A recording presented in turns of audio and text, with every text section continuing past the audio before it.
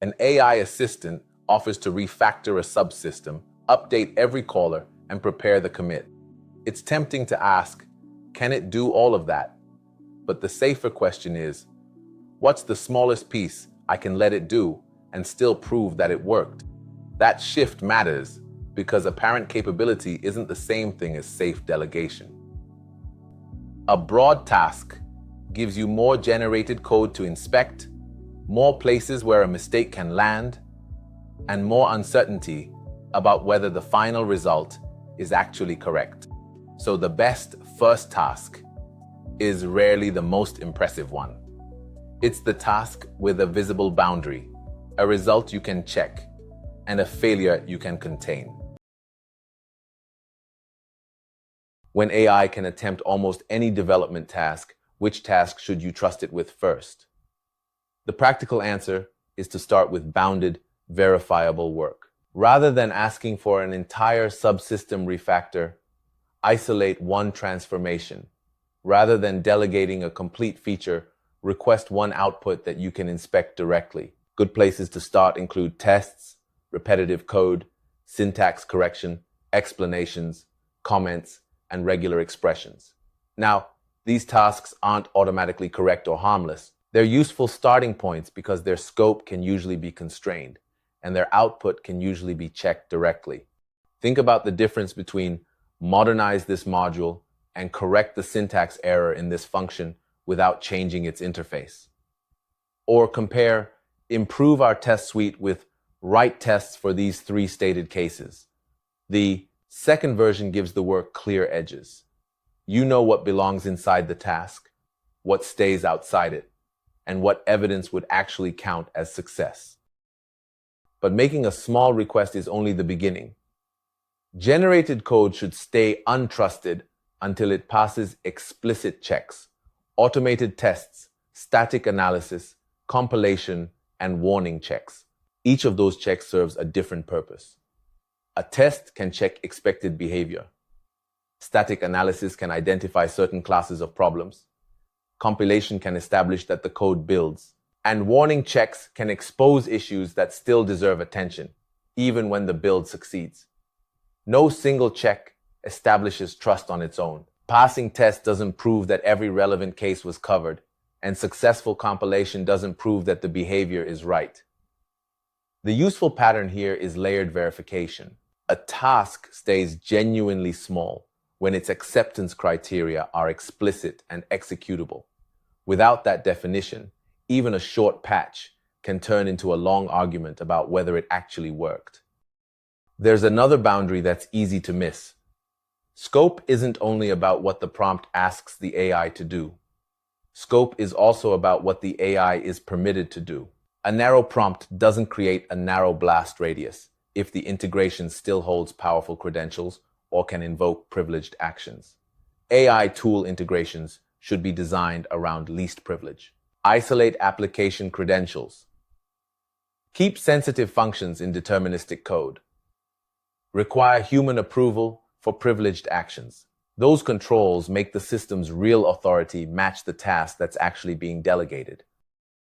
Suppose the requested job is simply to propose a configuration change.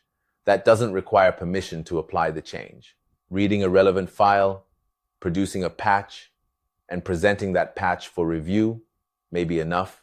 If a human has to approve the privileged action, the AI can still contribute useful work. Without receiving authority, the task simply doesn't need. This gives you two independent dials, scope and privilege. Scope controls how much work the AI may attempt. Privilege controls how much impact it may have. If you turn down only one dial, you can leave the other dangerously wide.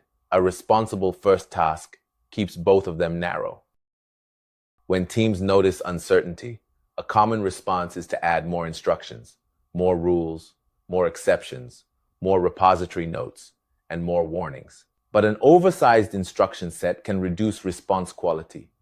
Repository and agent instructions should remain short, focused, and iterative. That doesn't mean instructions aren't important. It means they should reinforce the boundary of the current task instead of trying to encode every possible future situation. State the requested output, the constraints that matter, and the checks that will decide acceptance. Then refine those instructions as the evidence reveals what's still missing. Clear boundaries are more dependable than a giant rulebook attached to excessive scope.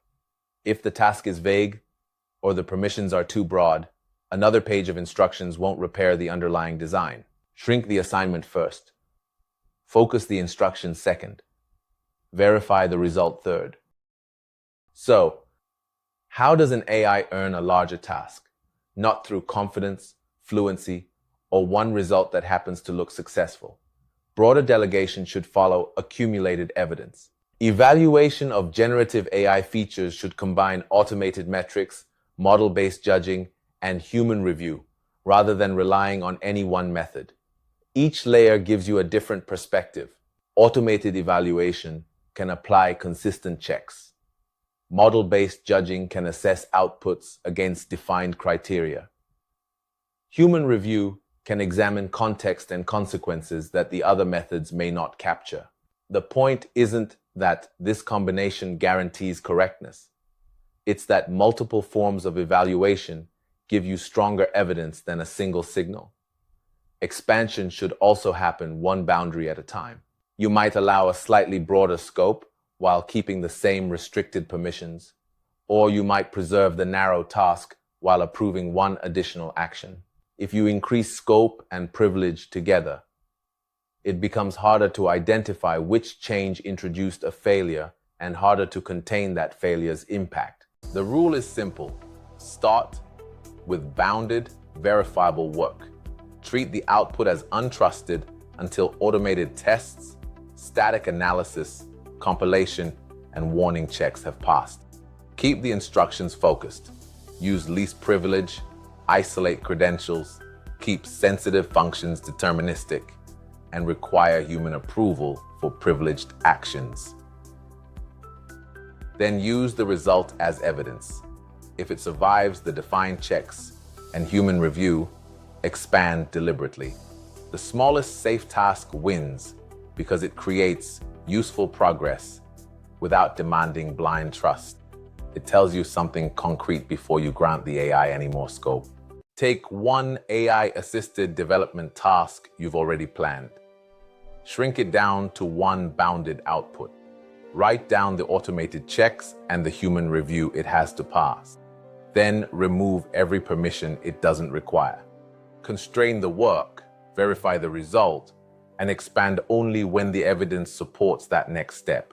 If you want more practical ways to build software with AI without surrendering engineering judgment, subscribe to Neural Stack and tell us in the comments, which task would you shrink first?